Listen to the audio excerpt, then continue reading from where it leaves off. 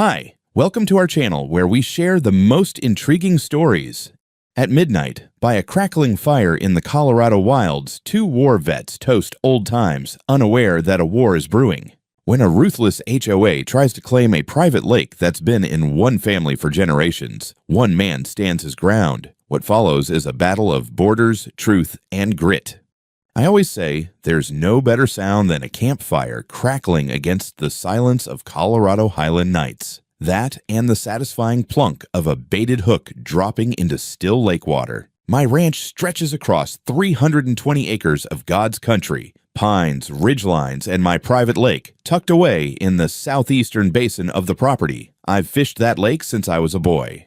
My granddad dug the first pier by hand in the 40s. Now it's got a solid dock, a gravel trail, a covered fire ring, and motion-activated cameras watching every inch. I call it my therapy zone. That particular evening, I rolled up in my old F-350 with my buddy Brendan riding shotgun. We served together in Iraq, and while I got out early to take care of the family land, he stayed in longer. Now he works as a ranger in Wyoming, but once a year we meet up, drink bad coffee, and act like kids again under the stars. We set up camp just before dusk, pitched a canvas tent, fired up the portable grill, and threw a couple of trout lines off the pier. The smoke curled lazily into the pine tops, and the temperature dipped just enough to remind you summer was hanging by its last thread. We weren't exactly quiet. Two middle-aged guys with whiskey and old war stories don't whisper, but we weren't bothering anyone.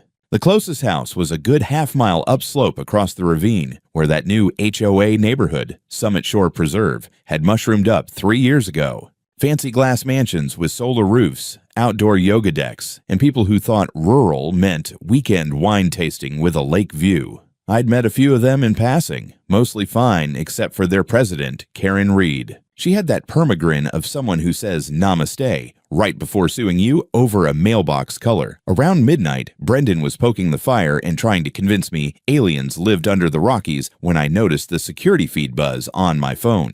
Infrared motion. I tapped the screen, expecting maybe a curious coyote. Instead, I see three figures sneaking along the lower brush line just past the no trespassing sign.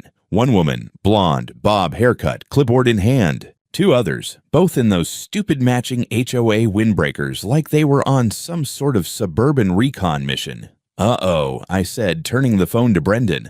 Who the hell does a clipboard patrol at midnight? They were taking pictures of us, the fire, the pier, even the damn truck license plate. Then they scurried back the way they came, disappearing through the thicket toward the HOA's boundary. We didn't chase. We didn't yell. I just made sure the footage was backed up, cracked another beer, and muttered something about HOA Karens not surviving 5 minutes in a tent without Wi-Fi. At sunrise, I was frying bacon on the camp stove when I heard tires crunching on gravel. I looked up and saw two sheriff's deputies walking in from the road. One older, one young, both with that morning coffee determination in their step. "Morning," I called out, flipping the bacon like it was a Saturday picnic. "Sir, are you the property owner here?" the older deputy asked. "Yes, sir. Lars Godwin. This is my land. Been in the family since the 1880s. We got an anonymous call reporting a suspicious fire in a public conservation zone, the younger one said. Also reports of possible illegal camping and vagrancy. I looked at Brendan, then back at the deputies. Vagrancy? On my own damn land? Do you have proof of ownership, sir? I handed them a laminated property map from my truck, complete with highlighted borders, county stamps, and parcel numbers. Then I opened the app and showed them the camera footage, specifically the moment Karen Reed and her two stooges crept across the perimeter line like they were hunting Bigfoot with clipboards. The older deputy squinted at the video, then chuckled. "That's Reed from Summit Shore, right? Bingo." The younger one flipped through the map. "This lake's not public?" "Never was. Not listed in the Federal Water Access Database. Fully deeded. And those signs along the perimeter don't say optional." They nodded, exchanged glances, and the older one said, "Well, Mr. Godwin, we apologize for the disturbance. Everything looks in order. Enjoy your morning." I offered them some bacon because why not? But they declined with a smile and walked back toward their cruiser. Brendan whistled low as they drove off. "Karen's gonna love that." "Karen's already scheming," I muttered, packing up the map. This was just the first pebble. 2 days later, I drove back down to the lower gate near the lake after a supply run and saw something that made my jaw tighten like a vise. The iron chain that normally dangled loose along the side had been looped across the access road and padlocked shut. But that wasn't the part that got me. Hanging from the chain was a fresh aluminum sign staked into the gravel like it meant business. Temporarily closed, Summit Shore Preserve HOA, water access under review. I stared at it for a solid minute, then slowly reversed the truck and parked. Just off the road. I stepped out, walked to the chain, and scanned the area. No HOA crew in sight. Then I pulled out my phone and started filming. Date, time, GPS coordinates, the whole 9 yards. I circled the sign, narrated what I saw, and zoomed in on the padlock for good measure. That's when I noticed a plastic HOA tag zip-tied to the latch, like this was their equipment now, their trail, their lake, except it wasn't. I called the sheriff's department again, gave them the rundown. The dispatcher sounded irritated just hearing the words Summit Shore Preserve, said they'd make a note, but unless I had been personally blocked or threatened, it was technically a civil matter. If I removed the lock and gate myself, it could go sideways unless I had a court order or documentation showing active harm. I had documentation, all right, but what I needed was leverage. Back at the ranch house, I found something even better waiting in my mailbox. Among the feed catalogs and tax flyers was an envelope stamped with the HOA's gold logo like it was Buckingham Palace correspondence. Inside, a formal invitation to attend a community emergency session in 3 days. Subject, environmental and safety concerns related to unauthorized use of shared waterscape. That's how they worded it. Shared waterscape. There it was. They weren't just trying to shame me, they were laying groundwork to reframe my lake as shared property, never mind the fact that it wasn't legally theirs and never had been. The language was precise, lawyer-crafted. They called it a visually communal amenity, implying that because people could see it from their deck, they had a stake in how it was used. I nearly crushed the letter in my hand. Later that day, I took a drive past Summit Shore's front gate and saw laminated flyers tacked to community bulletin boards and mail posts. Each one was titled, Protecting Our Water, Ensuring Responsible Use of Community-Adjacent Ecosystems. It featured a picture of my pier, zoomed in from a distance, clearly taken during our campout. Beneath it, bulleted claims, unregulated fire activity at the shoreline, overnight occupation without board awareness, potential use of shared aquatic habitat for private commercial gain. Commercial gain? I didn't charge a soul to fish that lake. I barely let my cousins pitch tents out there, and I sure as hell wasn't turning it into a damn glamping retreat. But the insinuation was clear. They wanted neighbors to believe I was monetizing a natural asset they had some vague claim to. I called Brendan that night. They locked your road, he asked, incredulous. Like with a padlock. That's criminal trespass. They call it a precaution. Jesus. You still got that body cam set up from the Forest Service? He laughed. You want a kit? No, I said. I want backup. For the next 2 days, I documented everything. Remeasured the boundary line with GPS. Pulled copies of the plat map, the mineral rights lease, the old 1952 water use statement my grandfather filed that declared the lake a private reservoir for livestock irrigation. I even called up an old acquaintance from the county recorder's office to pull HOA's registered boundary documents. As I expected, their subdivision stopped 300 feet short of my fence line. The lake wasn't on their land, wasn't their responsibility, and wasn't subject to their jurisdiction, but they were pretending it was. And that made it dangerous. The day before the meeting, I printed a map the size of a movie poster with every lot line and parcel number. Then I stapled a screenshot from the video of Karen and her clipboard gang creeping through my trees and added the caption, Unauthorized Entry 11:47 p.m. And just in case, I mounted a new trail cam pointed directly at the gate chain. If they wanted a war over optics, I had gear, and unlike them, I had facts. I pulled up to the Summit Shore Preserve Community Hall just before 6. It was a glass and stone monstrosity meant to resemble some kind of sustainable lodge, but it looked more like a tech startup threw up in the forest. The HOA had clearly spared no expense. Recycled wood beams, touchscreen sign-in kiosk, and an awkwardly modern chandelier made of repurposed bicycle chains. I parked just outside the HOA boundary, wheeled my poster tube over my shoulder, and walked in like I'd been invited to my own trial. Inside, there were already at least 30 people milling around, sipping compostable cups of herbal tea and murmuring with the anxious energy of people expecting a scandal. At the front of the room, there stood Karen Reed, blonde helmet of hair, soft green cardigan, and the smug smile of someone who thought they'd won before the whistle blew. Flanking her were two board members, one of whom I recognized as the same guy who'd scowled at me from the bushes during their little midnight nature walk. Karen raised her hand like a schoolteacher. Thank you everyone for coming. As you know, recent events have raised serious questions about access, safety, and ecological stewardship regarding the lakeside perimeter. It's not your lake, I said loud and clear. Heads turned, murmurs rippled. Karen blinked and then smiled wider like I was an adorable interruption. Mr. Godwin, she cooed. As I said in the letter, this is a community dialogue. Then let's have one. I unrolled the map onto the front table and pinned it down with 2 copies of the county parcel records. This is my property, legally. Surveyed, deeded, recorded. The lake, the dock, the trees. Every inch of it has been in my family since before Colorado became a state. Karen gave a tight smile. Of course, we recognize historical usage, but the visual and environmental impact of your activities is... I cut her off. The impact? You mean camping on my own land? Lighting a regulated fire in a designated fire ring, surrounded by gravel 20 feet from the waterline? While your so-called officers trespassed onto private land in the middle of the night to take unauthorized photos? The man next to her, probably the HOA's VP, spoke up. We received multiple complaints, Mr. Godwin. People were concerned. There was smoke, lights, activity. From half a mile away, I said. Through binoculars, I assume. Karen tried again. The community voted to form a task force to evaluate potential shared use models for the lakefront area. There is no shared use. That lake is not on your land. It never was. And padlocking my road? That's criminal interference. You want to talk about stewardship? Start by learning to read a boundary map. A few voices in the room started murmuring in my favor. A man in the back asked, "Wait, so the lake's not even part of Summit Shore?" Karen's smile faltered. It visually anchors the eastern vista of our development. That carries weight in land use conversations. That carries 0 weight in court, I said.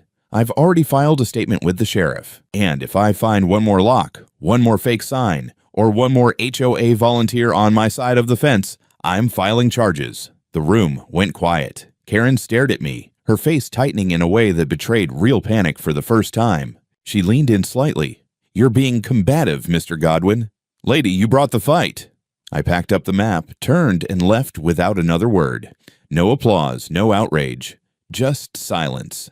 And silence was good. Silence meant the spell was breaking. The next morning, I drove down to the lake trail to check the cameras and see if anything had been tampered with. The chain was still hanging there, unlocked now, but the sign had been yanked. Instead, nailed into the fence post was a handwritten note in permanent marker.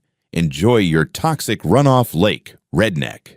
Classy. I scanned it, took photos, and uploaded the footage from the previous night. Around 10 p.m., a man in a hoodie had pulled up in a golf cart from Summit Shore, yanked the sign, and nailed the insult. I didn't recognize him, but I saved the plate number and sent it to the sheriff's office with a fresh report. Then, with cameras rolling, I enrolled a fresh new banner across the same fence post, bold white letters on green canvas. Private property. Trespassers will be prosecuted. Cameras active. I didn't shout. I didn't swing. I documented. And then I called Brendan.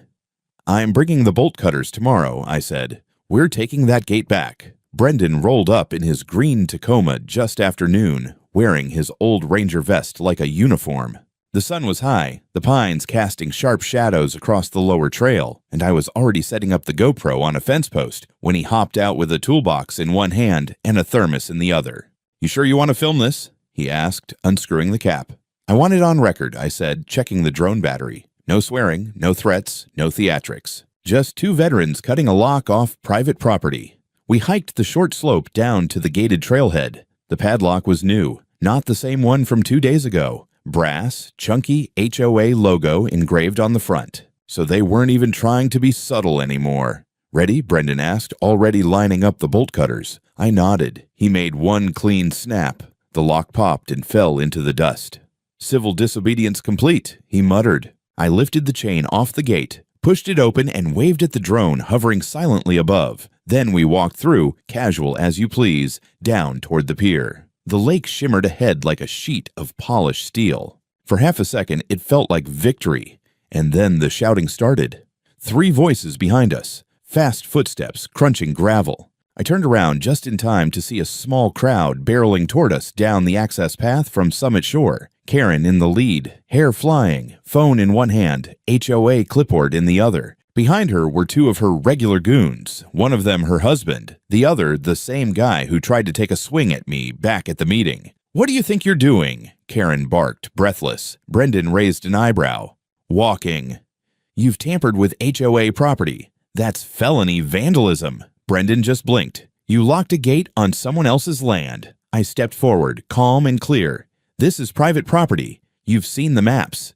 You've seen the sheriff's reports. You have no authority here." "That trail services the neighborhood," Karen shrieked. "The community has a right to protect its environmental interest." Before I could answer, her husband stepped forward and shoved the broken lock into my chest. "You think you're tough," he said, crowding me. "Maybe you need a lesson in consequences." I didn't flinch. "Take one more step, and you're going to jail." That's when he reached into the back of his truck, yanked out a flathead shovel, and raised it like he meant to swing. Brendan moved faster than I've seen him in years. In one motion, he pulled the stun baton from his vest, not turned on, just visible, and stepped between us. "Don't," he said. The man hesitated. Then Karen screamed, "You're threatening us." "I'm calling the sheriff." "Do it," I said. "Tell them to bring the same deputy who watched the last drone video, and tell them to bring a property line map." Meanwhile, the drone was catching everything.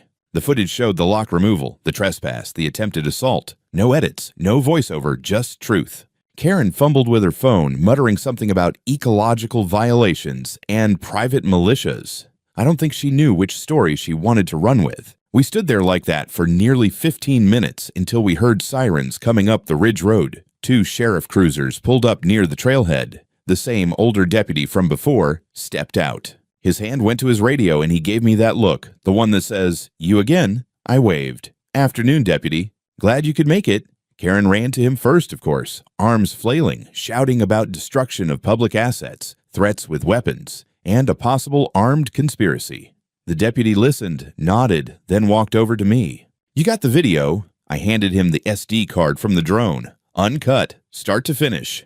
He took it, turned to the group, and said, "Nobody moves. Let me review this." We waited. 20 minutes. The tension baked under the sun. Karen's husband paced in circles like a caged dog. Brendan leaned on a post and sipped from his thermos like it was a picnic. Finally, the deputy returned. "Well," he said, "this just got real simple." He turned to Karen. "You and your associates were clearly on private property. The signage was visible. The trail you blocked isn't HOA jurisdiction. And your husband," he pointed, "raised a weapon. That's assault." Karen gasped. But he... The deputy handed her a folded paper. "You're receiving a formal citation for obstruction and unauthorized restriction of land access. You'll appear in county court next month. If you fail to show, we'll issue a warrant." Her husband stepped forward to protest, but another officer raised a hand. "Sir, I recommend you don't escalate." Karen turned beet red. Her lip trembled. For the first time, she didn't speak. Just glared at me with a hatred I've only ever seen in combat zones, when the other side realizes you're not bluffing. "Let's go, Brendan," I said. We walked back to the truck, leaving the chain and lock in the deputy's hands. The last thing I heard was Karen yelling, "This isn't over," into the pine breeze. 2 weeks went by without a word. No new locks, no flyers, no Karen sightings through the pines. I almost believed for one foolish second that she'd backed off. Maybe the citation had knocked the wind out of her sails. Maybe the sheriff's video had done what logic never could. But then a certified envelope arrived, hand-delivered by a guy in a suit who didn't say a word before driving off in a Tesla with HOA plates. Inside was a formal civil lawsuit notice filed by Summit Shore Preserve HOA. They were suing me for $85,000. I read the claim line by line. Allegations included intentional degradation of community value, unauthorized use of visually communal landscapes, and, my personal favorite, reckless endangerment of aesthetic harmony. They were actually trying to sue me for camping near my own lake. I laughed at first. I truly did. But the weight of it settled fast. This wasn't a tantrum, this was strategy. They wanted a paper trail, something that could sit in county court records with my name attached, a way to turn a neighbor dispute into a legal club. But I wasn't going to play defense. I called a friend, Elaine Margate, an attorney up in Durango I'd worked with when my father passed, and we'd had to secure the ranch boundaries for probate. Sharp as broken glass and just as unforgiving. I sent her the complaint, then sat on my porch while she read. Her first words were, "They just handed you their throat." She wasn't wrong. We filed a counterclaim for $375,000. Damages included defamation, trespass, false police reporting, interference with the use of private property, and attempted assault, backed by drone footage, police citations, GPS-verified parcel data, and authenticated historical records going back to 1928. And we weren't subtle about it. I made sure the HOA board was properly served on HOA letterhead by an off-duty sheriff. Karen's face, I was told, turned pale as ash. Then came the storm. 2 days after the countersuit was filed, I started getting emails from a new address, legalcompliance@summitshore.org. The first claimed I'd misrepresented the purpose of the water body by failing to register it as a communal amenity. The second accused me of exclusionary use of naturally shared visual resources. The third incredibly argued that by building a pier without community design review, I had violated a covenant of eco-integrity guidelines. All three were unsigned. All three had Karen's style all over them. I didn't respond. Instead, I doubled down. I had Brendan help me install new 4K trail cams on every approach to the lakefront, low to the ground, motion activated, night vision enabled. I contacted a local surveyor to mark every boundary in bold orange paint with steel rods hammered deep. I installed fresh, private property, no trespassing, surveillance in use, signs every 50 feet. I even flew the drone nightly, capturing images of every house facing the lake, documenting, just in case, any instance of spying, lights, or foot traffic. And finally, I mailed a formal cease and desist letter to Summit Shore Preserve HOA, signed and notarized, warning that any future entry onto my land or attempt to obstruct access would be met with legal prosecution and claims for maximum damages. I didn't hear back for a few days. Then a neighbor, one of the quiet ones from the edge of the HOA line, drove up my driveway in a rusted Jeep and handed me something. A copy of a Summit Shore newsletter slipped under his door. Inside was an official update that read, "We are currently facing a legal attack by an adjacent landholder who is actively threatening the preservation of our community's visual harmony. We urge residents to remain strong and unified in the face of hostility." They were rallying their people, but I had something better than a mob. I had evidence, and the courtroom was next. Court hearings in our county aren't like in the movies. There's no grand oak-paneled chamber, no echoing gasps from a crowd, just a dry little courtroom on the third floor of the government building in Alamosa with flickering fluorescent lights and a clerk who always seems one sigh away from quitting. But what was like the movies was Karen showing up with a 3-person entourage, her lawyer, her husband, and a smug guy in a blazer who claimed to be their community standards consultant. She wore a bright green blazer and carried a binder twice, the size of mine. I don't think she expected to see me there in a pressed shirt, flanked by Elaine Margate and a land use expert from the University of Colorado. The judge was a no-nonsense woman in her 50s, former property litigator. She looked bored before we even started. HOA's side opened with a PowerPoint about view corridors, collective enjoyment of nature, and a supposed ecological agreement that they claimed applied to all bordering properties, even though none of it appeared in my deed nor in any official registry. Elaine let them finish. Then she calmly pulled up a parcel overlay from the Federal Bureau of Land Management, clearly showing my land, the lake, and the fact that Summit Shore Preserve was built 5 years after my grandfather's last boundary update had been recorded. Then came the video. Elaine presented edited clips from my drone footage with timestamps and GPS tags. HOA members walking across my posted property line, Karen photographing my camp without permission, her husband raising a shovel in direct confrontation.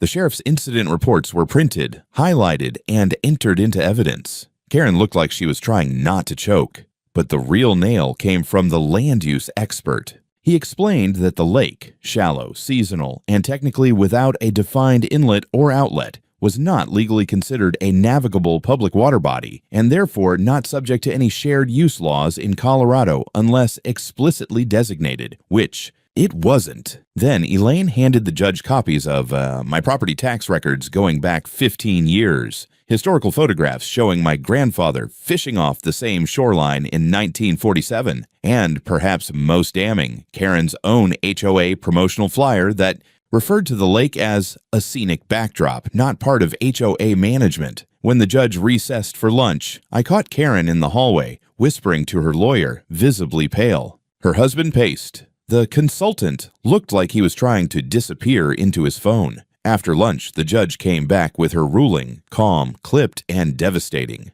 She declared the HOA's original claim baseless, citing no standing jurisdiction, no legal encumbrance, and no credible evidence of harm. She ordered them to pay all legal fees related to their suit and defense. Then she turned to our counterclaim. Elaine stood and requested a formal hearing to determine financial damages for trespass, harassment, and attempted defamation. The judge agreed, setting a full trial date for 3 weeks later and allowing us to subpoena HOA meeting records, emails, and internal communications relevant to the lake incident. Karen tried to object, but the judge silenced her.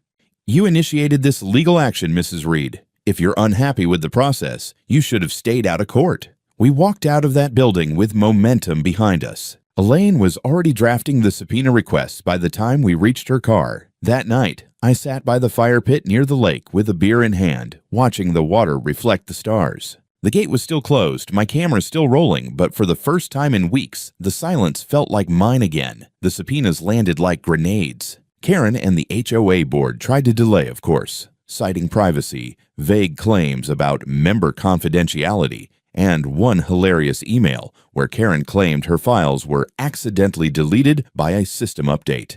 Elaine responded by filing a motion to compel compliance, and the judge granted it in under 48 hours. We got everything: meeting minutes, internal emails, memos about visual dominance rights, even a board proposal, authored by Karen herself, suggesting a campaign to pressure adjacent landowners into either selling access or reintegrating their land into the HOA zone through soft administrative pressure. That phrase stuck with me. Soft administrative pressure. One thread in particular made my blood boil. Karen had emailed the HOA's environmental subcommittee 2 months prior, suggesting that if they could document even one instance of unlawful camping, fire usage, or waste at the shoreline, it might be used to push a county action against me. She literally tried to fabricate violations to weaponize environmental law. Another document, buried in a digital folder labeled Archive June Temp, contained a scanned version of a doctored map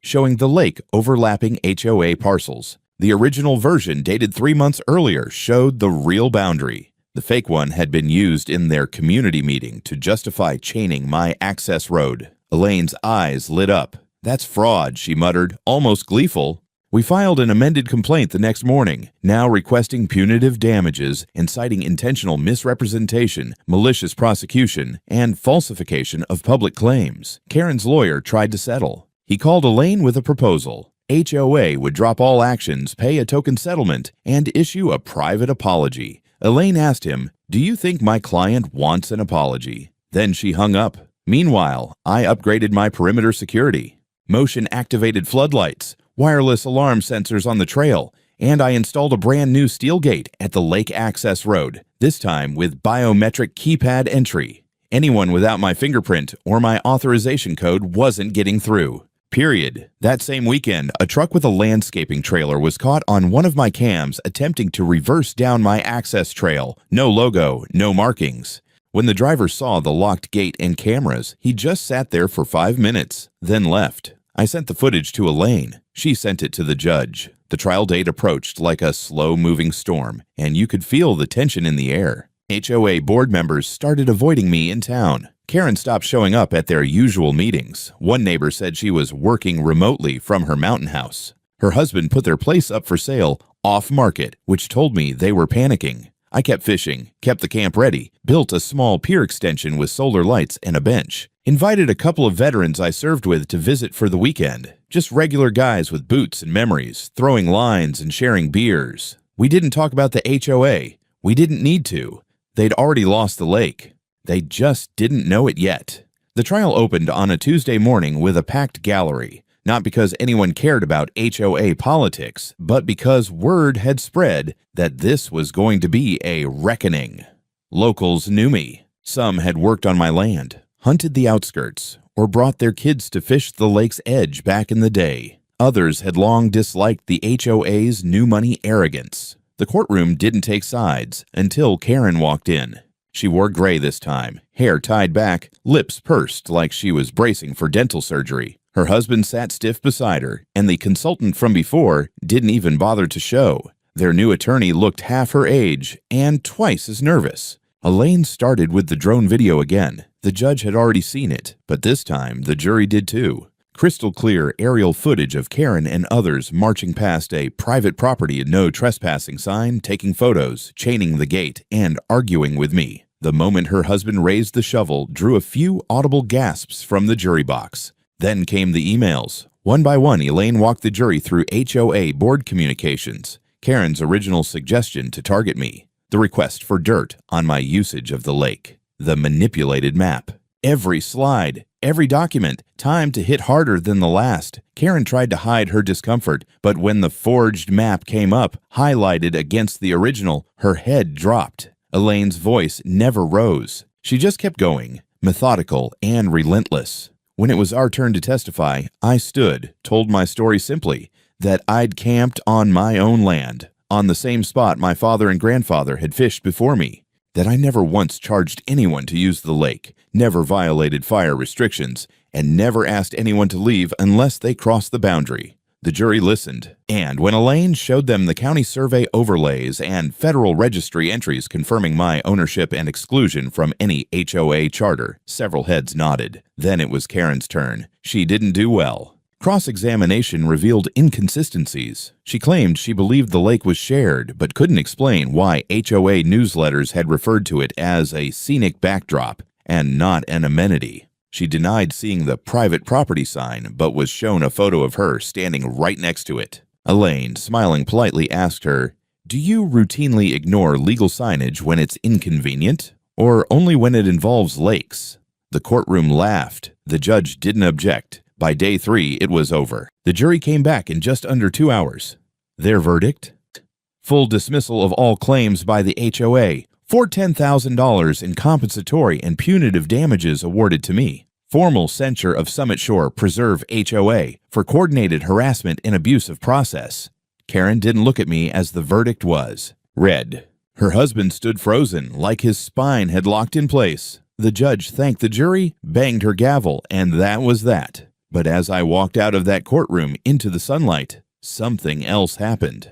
A man I didn't recognize, mid-60s, wide-brimmed hat, stopped me by the steps, said he used to work for the county assessor's office. "Your granddad was a good man," he told me. "Glad to see someone still got some spine out here." I nodded, shook his hand, and kept walking. It was time to build something new. 3 days after the verdict, a for sale sign appeared in front of Karen's house. Not one of those clean, glossy HOA-approved ones either. This was a janky metal frame with a crooked banner that read, "Private listing, price reduced." I don't know if she hoped to quietly vanish or if the HOA had turned on her, but it was clear she was leaving. But I wasn't done. With the settlement money on the way, I hired 2 contractors, one to level the old dirt pull-in near the lake and pour a proper stone pad. The other, a friend of mine from the Army who now worked in timber framing, helped me raise a 1-room wooden cabin just 10 yards from the shoreline. Nothing fancy. No plumbing, just a stove, 4 bunks, a screen porch, and a flagpole out front. I called it the Coyote Camp. I ran wiring from my solar array and set up trail cameras with license plate readers at the only 2 trail entries still bordering HOA land. Not because I was paranoid, because I was practical. One visit from a sore loser could undo a lot of work. Meanwhile, Elaine sent me a box full of legal documents, court orders, rulings, and, most importantly, a certified copy of the judgment barring the HOA from any future claim to or governance over my lakefront access point. A permanent injunction. The next HOA meeting was quiet, from what I heard. No agenda items related to ecological corridors or communal view sheds. No speeches about access equity. And no Karen. Some of the residents started driving around the neighborhood to avoid passing my gate. I saw one guy in a golf cart pull a full U-turn after spotting my new private access, no HOA entry, trespassers will be prosecuted sign. Subtle? No. Effective? Absolutely. But the best part was what came next. I reached out to a veterans nonprofit I'd worked with years ago. Told them I had a new idea, seasonal weekend retreats, fishing, campfires, and a little bit of nothing for guys who needed it most. No fees, no publicity, just a phone call and a handshake. 2 weeks later, 4 vets showed up. One brought his teenage son. They pitched tents, grilled meat, and fished until dusk. One of them looked at the cabin and said, "You built this just for us." I told him, "I built it for anyone who's earned a quiet night without someone telling them where they can or can't be." That evening, we lit a fire in the pit, passed a bottle, and listened to the coyotes sing. I caught a glimpse of a drone blinking red up above, someone from the HOA, trying to see what we were doing, no doubt. But I'd already registered the airspace for recreational restriction. I smiled, waved straight at it, and it zipped off like a guilty bug. That weekend, I didn't hear from Karen, didn't see a single board member, just the wind in the pines and the occasional splash of a fish jumping at twilight. This land had always been mine. Now no one could question it. Summer rolled into fall. The trees around the lake turned golden and crimson, and mist hung low over the water in the early mornings. It was the kind of silence that felt earned, not just peaceful, but deserved. I'd fought for it, and I'd won. The check from the HOA arrived via courier. $410,000, certified, with a separate letter from their attorney requesting no further public statements. Elaine framed the letter, not to hang, just for the joke. Karen's house finally sold, at a loss, according to public records. Her husband transferred the deed to a shell company before the closing, but we still traced it. I didn't care who bought it.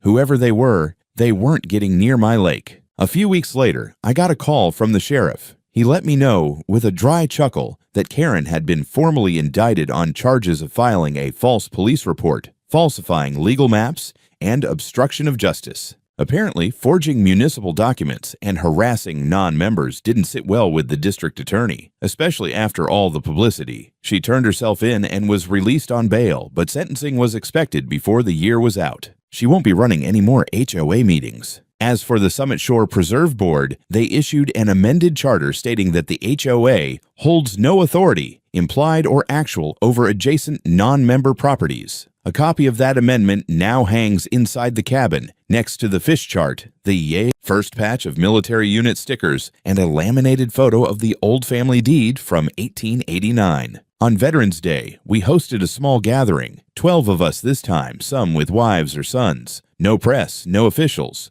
just coffee, venison, and a fire crackling near the lake. Someone asked me if I'd ever considered opening the land for public use. I shook my head. "This land's not public," I said. "It's personal." That's the difference. Late that night, I stood by the lake alone. The stars looked close enough to grab. The water was still, and for the first time in a long while, I didn't feel like I had to defend it. I just got to enjoy it. A carved sign now sits at the start of the trail down to the cabin. It reads, "Coyote Camp, Veterans Only, Private Lake. Respect the land, or turn around." I don't expect Karen to ever see it, but if she does, maybe she'll finally understand something she never could. Some things aren't hers to manage. Some boundaries aren't just legal. They're earned, lived, and fought for. And now, they're protected.